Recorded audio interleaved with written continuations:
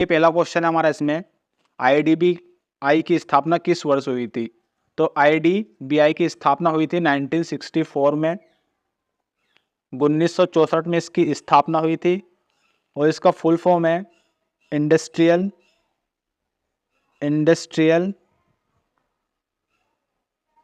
Development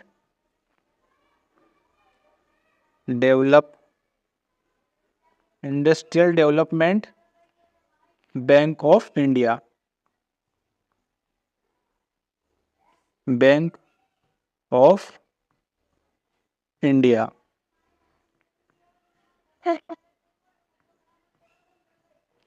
IDBI की स्थापना हुई थी 1964 में और इसका फुल फॉर्म है industrial development bank of India.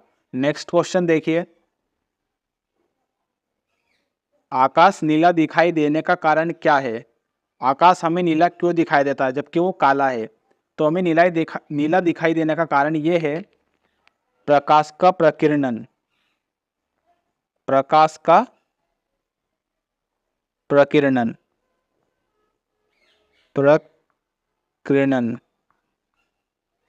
तो आकाश नीला दिखाई देने का कारण है प्रकाश का प्रकीर्णन। नेक्स्ट क्वेश्चन देखिए,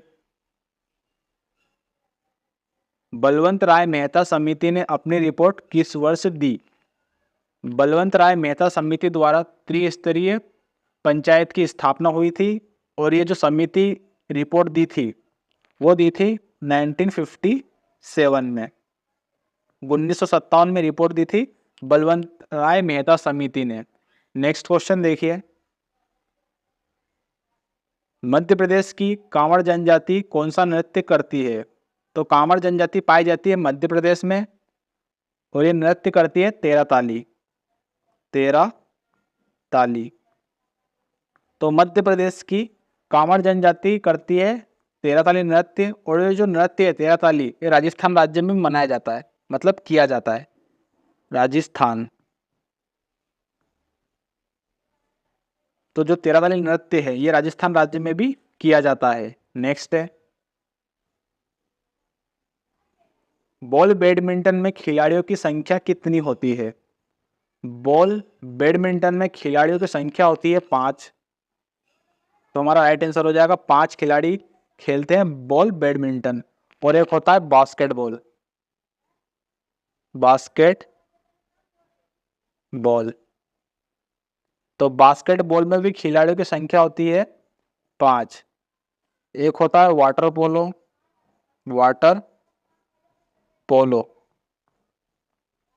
तो वाटर पोलो में खिलाड़ी की संख्या होती है 7।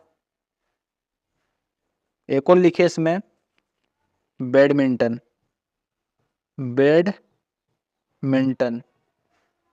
तो बैडमिंटन में खिलाड़ियों की संख्या होती है 2।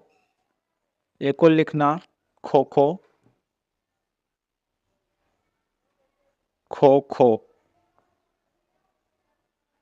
तो खो खो में खिलाड़ियों की संख्या होती है 9। ठीक है, तो हमारा जो प्रश्न का आंसर है वो है 5। नेक्स्ट क्वेश्चन देखिए, दुर्गेश नंदिनी उपन्यास किसने लिखा? दुर्गेश नंदिनी उपन्यास लिखा है बंकिम चंद्र चटर्जी ने। बंकिम चंद्र चटर्जी। दुर्गेश नंदिनी उपन्यास के लेखक थे बंकिम चंद्र चटर्जी। नेक्स्ट क्वेश्चन देखिए, कर्नाटक राज्य की स्थापना किस वर्ष हुई? कर्नाटक राज्य की स्थापना हुई थी 1 नवंबर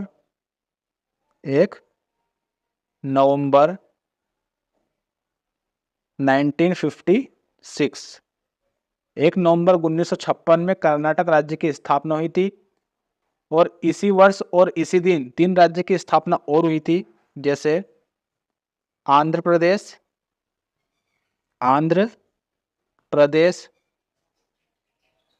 मध्य प्रदेश और केरल।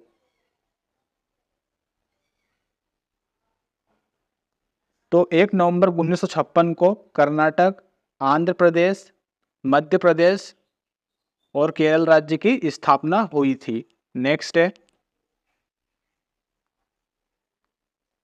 हिंदी हमारी रिक्त स्थान भाषा है। तो हिंदी हमारी राष्ट्रीय भाषा नहीं है, वो है राजभाषा। तो हमारा राइट आंसर होगा राजभाषा। ऑफिशियल भाषा है हमारी हिंदी भाषा। कुछ लोग इसे राष्ट्रभाषा कर देंगे, बाकी वो गलत है। इसका राइट आंसर होगा राजभाषा। नेक्स्ट क्वेश्चन देखिए, गुलाम का गुलाम किसे कहते हैं? गुलाम का गुलाम कहते थे इल्तुतमिश को। इल्तुतमिश इल्तुतमिश को गुलाम का गुलाम कहते थे। और जो एकता प्रणाली शुरू की थी वो भी इसी ने की थी, इल्तुतमिश ने। नेक्स्ट क्वेश्चन देखिए, बोमडिला दर्रा किस राज्य में स्थित है? बोमडिला दर्रा है अरुणाचल प्रदेश में। अरुणाचल प्रदेश में स्थित है बोमडिला दर्रा। नेक्स्ट क्वेश्चन है, ओवी लोकगीत किस राज्य का है? ओवी लोकगीत है महाराष्ट्र राज्य का। महाराष्ट्र।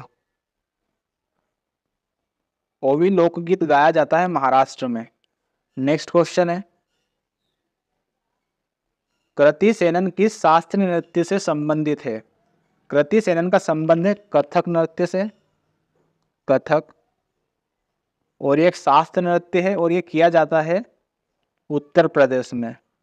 तो उत्तर प्रदेश का शास्त्रीय नृत्य है कथक, जिसका संबंध है कृति सेनन से। नेक्स्ट क्वेश्चन देखिए, टोगुप दर्रा किन दो देशों को जोड़ता है? तो टोगुप दर्रा भारत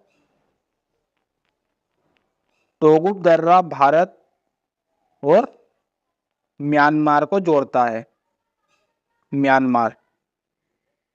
तुम्हारा राइट आंसर हो जाएगा टोगुप दर्रा भारत और म्यांमार को जोड़ता है। म्यांमार। नेक्स्ट क्वेश्चन देखिए, प्रकाश तरंगे कैसी तरंगे हैं? तो प्रकाश तरंगे अनुप्रस्थ तरंगे हैं। तो राइट आंसर है हमारा अनुप्रस्थ। अनुप्रस्थ।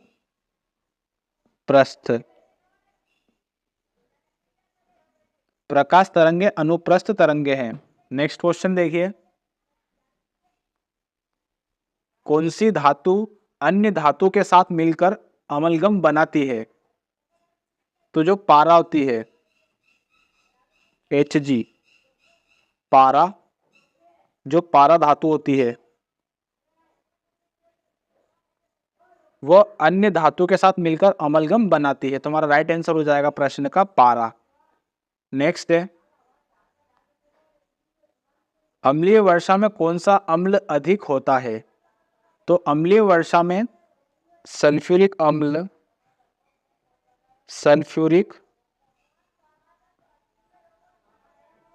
अम्लीय वर्षा में सल्फ्यूरिक अम्ल सबसे अधिक होता है, H2SO4।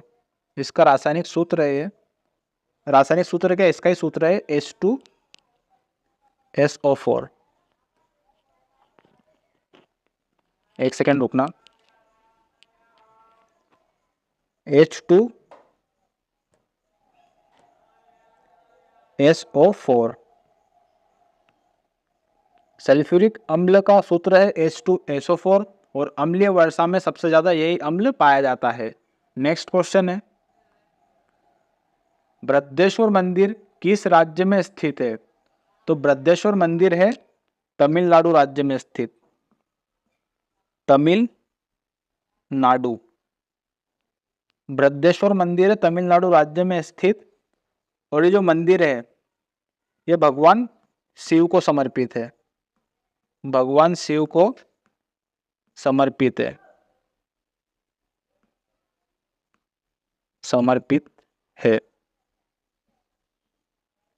तो बृहदेश्वर मंदिर भगवान शिव को समर्पित तमिलनाडु राज्य में स्थित है। नेक्स्ट क्वेश्चन है,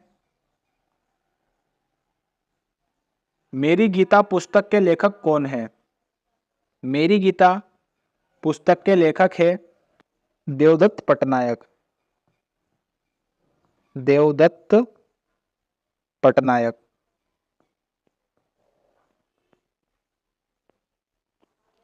मेरी गीता मेरी गीता पुस्तक के लेखक है देवदत्त पटनायक। नेक्स्ट क्वेश्चन देखिए। ए मेरे वतन के लोगों के गायक कौन थे? यानी जो ए मेरे वतन सॉन्ग था उसे गायक किसने था? तो आंसर लिखिए इसका। ए मेरे वतन के लोगों के गायक थे लता मंगेशकर जी। लता मंगेशकर। लता मंगेशकर जी ने यह गाया था ए मेरे वतन के लोगों। और जो इसके निर्देशक थे इस सॉन्ग के वो थे सी रामचंद्रन।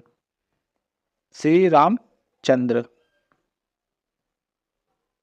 इसके ये निर्देशक थे इस सॉन्ग के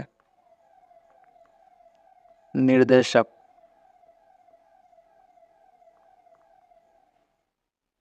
और इसे लिखा किसने था वो भी लिखना। लेखक कौन थे इस गाने के? लेखक थे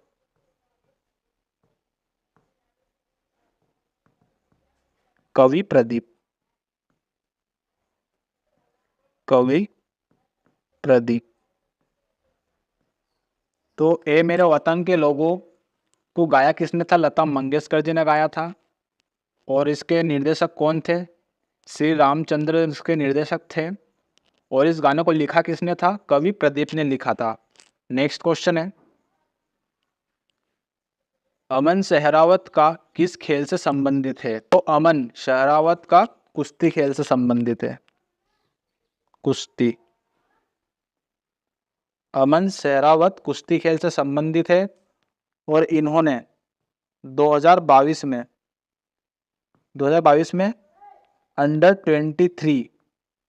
अंडर 23 में स्वर्ण पदक जीता था। में स्वर्ण पदक जीता था। स्वर्ण पदक जीता था 2022 में अंडर 23 में।